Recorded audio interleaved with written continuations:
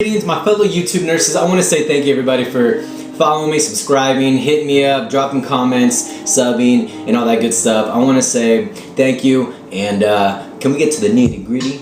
Alright, so first off I just want to say thank you everybody, and I want to say I got 10 important things on how to pass first semester. I got a very good question from one of my subscribers asking me. I'm not going to read what he said word for word, but he did say, you know, he's a new student, brand new first semester. He's a little nervous and scared, which everybody gets the butterflies first semester.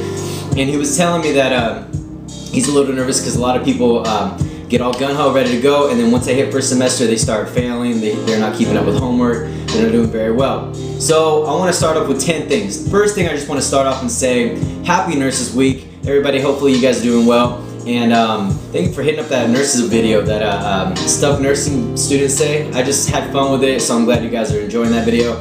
And I want to let you guys know also that I don't get paid. A lot of people ask me if I get paid through YouTube. I don't. You notice I don't have any more commercials on my YouTube channel. It's stupid. You start getting greedy, you want money. I don't do that anymore, so I'm just doing it just to have fun now. So the very first thing I want to say is, basically I kind of wrote it, so I'm going to go with my eyes maybe going off a little bit, but it says, first off, nursing becomes your life and your wife because you will be married to the game. I promise. You're married to nursing. So when you're married, what do? You cater to them, you take care of them, you take them out, you pay for stuff. So in nursing, you're married to that so much that you spend your whole life and, well, basically the 2 years that you're in it, taking care of your grades and your clinical performance and your tests and exams. So you're married. So let's just start that off right there, okay? Number two that I have is always be on time or early as needed. So when you're on time, you're late. When you're early, you're on time. That's what I would learn from my first clinical instructor. So be there at least 10 minutes early, even 15 minutes early. I know we don't get no sleep, but you want to be there on time and get all your stuff and everything ready. Clinical instructors, they see that. So you always want to be there. Okay, that's two. Let's go to number three, all right? Number three is sit in front of the class. That always works. You want to be in front. Don't sit in the back, in the middle. You can barely hear. You don't want to be too far behind. You want to be right in the front so you have teacher's attention and you can see. See how I'm in the front and you can see me? Bam! You want to be right in the front. So definitely you want to be right there where you get all the attention, okay? So number four. This one's probably the hardest and most critical, important one. And this is to get rid of your Facebook. MySpace has retired since like 2004. And Twitter. Honestly guys, get rid of that. I didn't have Facebook. I still don't have Facebook. But when I did, I actually had MySpace back then when it was like the cool thing to do. And it took up too much time. And I had Facebook for like a day. And I got rid of it. It's pointless. You take up too much time. Oh, I got a message. Oh, you know, it's stupid. Facebook's honestly, it's annoying. You just want to know what the person's doing every second of the day. So disregard it. Because once the time you're done with nursing school, you have all the time in the world for Facebook.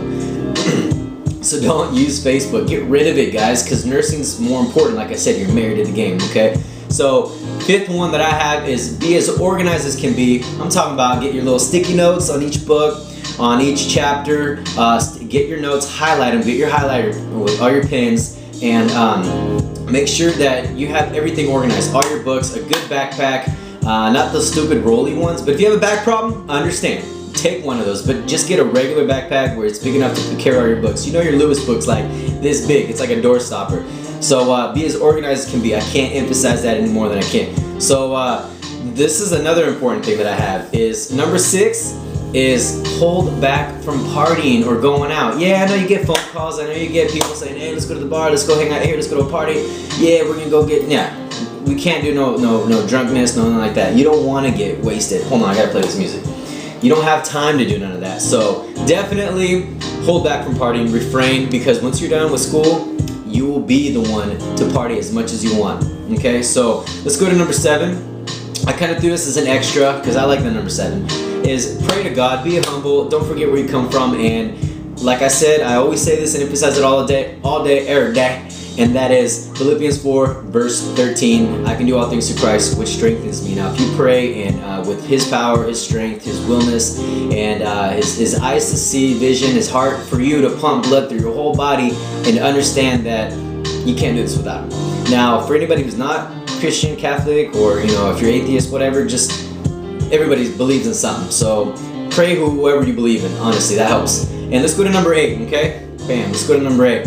When you study, take small 15-minute breaks, no more, no less. Because you want to take a break, but not too much. You want to get back to your studying and finish what you need to do. Because if you take too much of a longer break than that, you're not going to get back to studying. So, and like I said, don't study for more than an hour. Take breaks, 15-minute breaks, that's it. You know, go play some PlayStation, go run, go do something. Okay, so number 9, okay? Can you guys see it? Number 9. Exercise on your days off. Now, I emphasize this on 2 days of the week you may have off, and that's probably an hour because nursing school will drag. So go run, go walk the dog, you know, go outside, play in the jungle gym. I don't even care what you do, just exercise. It's good for you. It's good for you.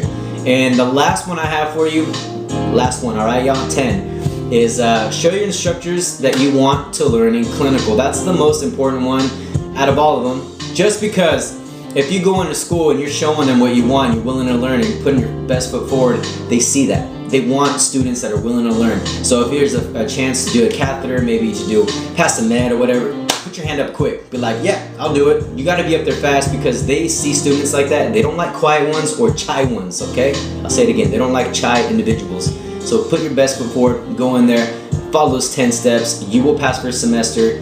You will do great, y'all. All right, my fellow YouTube nurses, I'm out.